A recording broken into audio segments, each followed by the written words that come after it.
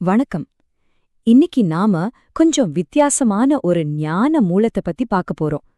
இது வெறும் வார்த்தைகளைத் தாண்டி ஒரு தத்துவ பயணம் மாதிரி. மகாநாராயண உபனிஷத் அப்படிங்கிற பேர்ல ஆரம்பிச்சாலும் இந்த பயணம் நம்மள மௌனத்தோட ஆழத்துக்கு கூட்டிட்டு போகுது. வாங்க, இந்த மர்மமான பயணத்தை நாம ஒன்னா சேர்ந்து ஆரம்பிக்கலாம். இந்த பகுப்பாய்வுக்கான நம்மளோட மூலப்பொருள், அதாவது நம்ம சோர்ஸ் மெட்டீரியல் இதுதான். கொஞ்சம் நல்லா பாருங்க. ஆமா, அது ஒரு வெற்று பக்கம். இதுதான் நாம முழுசா ஆராய போற மூலமே. இது ஒரு பிரிண்டிங் மிஸ்டேக்கா, இல்ல இதுக்குள்ள ஏதாச்சும் ரகசிய செய்தி இருக்கா? சில நேரங்கள்ல ரொம்ப ஆழமான உண்மைகள் வார்த்தைகள்ல இல்லாம மௌனத்துல நான் ஒளிஞ்சிருக்கும். ஒருவேளை இந்த வெற்று பக்கம் அப்படியான ஒரு மௌன செய்தியை தாங்கி நிக்குதோ? வாங்க, இந்த மர்மத்துக்குள்ள இறங்கி பார்க்கலாம். எனக்கு புரியுது, நீங்க கொஞ்சம் குழப்பமா இருக்கலாம். ஆனா உண்மை என்னன்னா, இந்த வெறுமைதான் நம்மளோட ஆய்வு பொருள். வார்த்தைகளே இல்லாத ஒரு இடத்துல இருந்து என்ன ஞானம் கிடைச்சிட முடியும்? வெளிப்படையா தெரியுற இந்த சூன்யத்தோட அர்த்தத்தை புரிஞ்சுக்கிறது தான் இந்த பகுப்பாய்வோட நோக்கமே. இப்போ இந்த கேள்விய நான் உங்ககிட்டயே கேக்குறேன். இந்த வெற்று பக்கங்கள்ல என்ன ஞானம் அடங்கியிருக்குன்னு நினைக்கிறீங்க? இது வெறும் பேப்பரா, இல்ல பிரபஞ்சத்தோட ரகசியங்களையே காட்டுற ஒரு கண்ணாடியா? இது ஒரு தப்பா, இல்ல ஒரு ஆழமான செய்தியா? வாங்க, இந்த விசாரணையில நாம ஒன்னா ஈடுபடுவோம். சரி, இப்போ நாம இந்த நூலை பக்கம் பக்கமா ரொம்பவே நெருக்கமா வாசிக்கலாம். இதுல இருக்கிற ஒவ்வொரு சின்ன விஷயத்தையும் கவனிக்க போறோம். ரெடியா இருங்க.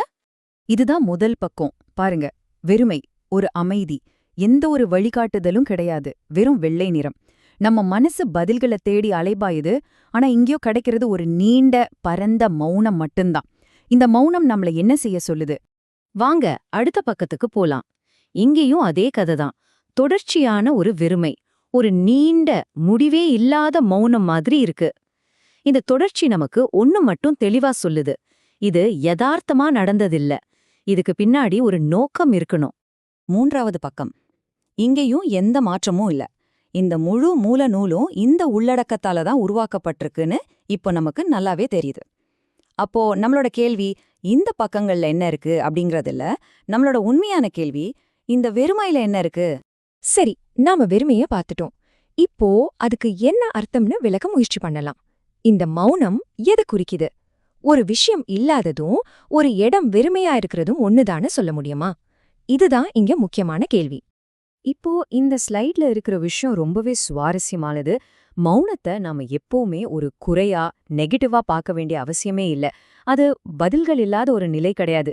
அதுக்கு பதிலா நமக்கான பதில்களை நாமளே தேடி கண்டுபிடிக்கிறதுக்கான ஒரு திறந்த வெளி, அது ஒரு இடைவெளி.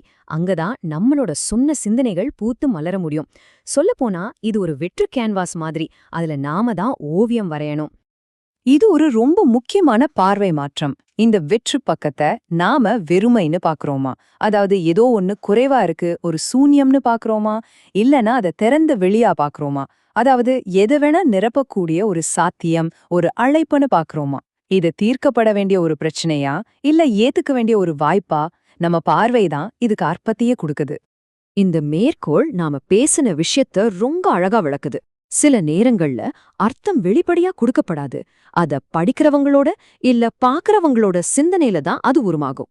இந்த வெற்று பக்கம் நம்மள ஆழமா சிந்திக்க தூண்டுது, இல்லையா? இப்போ நாம நம்மளோட ஆய்வை ஒரு சக்தி வாய்ந்த முடிவை நோக்கி கொண்டு போறோம். எழுதப்பட்ட வார்த்தைகளை விட அந்த எழுதப்படாத இடைவெளிகள்ல அதிக அர்த்தம் இருக்கலாம். வார்த்தைகளே இல்லாத இடத்துல அந்த ஓரங்கள்லயும் மௌனத்திலயும் நாம எப்படி அர்த்தத்தை கண்டுபிடிக்கிறோங்கிறத பத்தி தான் இப்ப பேச போறோம். ஆக, நாம கத்துக்க வேண்டிய முக்கியமான பாடம் இதுதான். எல்லா நேரமும் நமக்கு பதில்கள் தயாரா கிடைக்காது. சில சமயம் ஒரு சிறந்த மூலம் நமக்கு பதில்களை கொடுக்காது. ஆனா அந்த பதில்களை கண்டுபிடிக்கிறதுக்கு தேவையான ஒரு நீண்ட அமைதியான இடத்தை அது நமக்கு கொடுக்கும். நம்ம வாழ்க்கையில நிச்சயமற்ற தன்மையை சந்திக்கும்போது, பதில்கள் கிடைக்காத போது அந்த வெறுமைய ஒரு வாய்ப்பா பார்க்க கத்துக்கணும். இது ஒரு முக்கியமான பாடம். கடைசியா இந்த கேள்வி உங்களுக்காக தான். உங்க வாழ்க்கை ஒரு வெற்று பக்கம்னு வச்சுக்கோங்க. அது மேல நீங்க என்ன எழுதுவீங்க?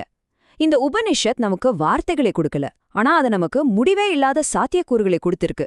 அந்த வெற்று பக்கத்தை பார்த்து பயப்படுறீங்களா, இல்ல அதை நிரப்புறதுக்கு தயாரா இருக்கீங்களா?